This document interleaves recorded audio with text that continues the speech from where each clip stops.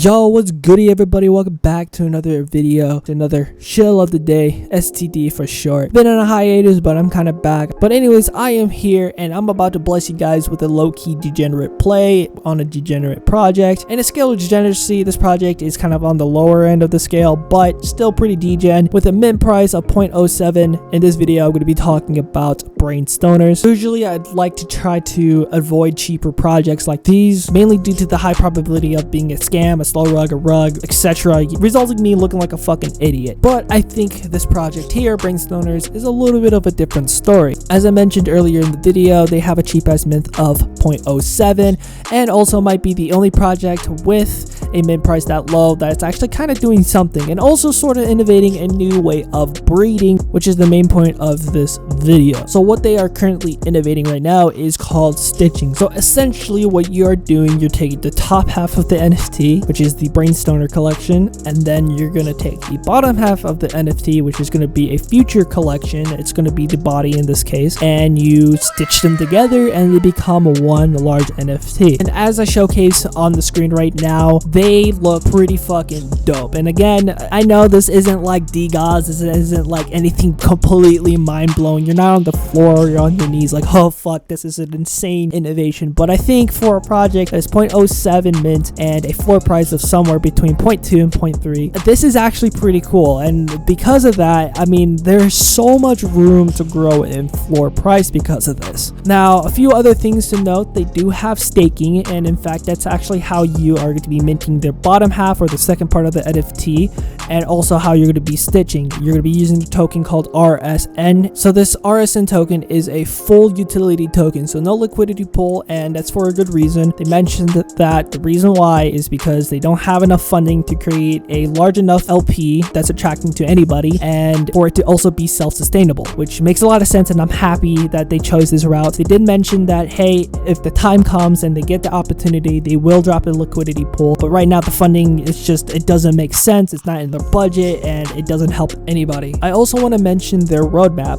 not necessarily the contents within, but rather the actual roadmap itself. I mentioned this many times throughout the video, but for a project that has the mint of 0.07, dripped out the roadmap. This just shows that the people behind this project really do care about it. There are just countless projects that has higher mint prices, that has larger funding, that has a huge following, way bigger following than Brainstoners, that just has a boring looking roadmap. There's literally no drip.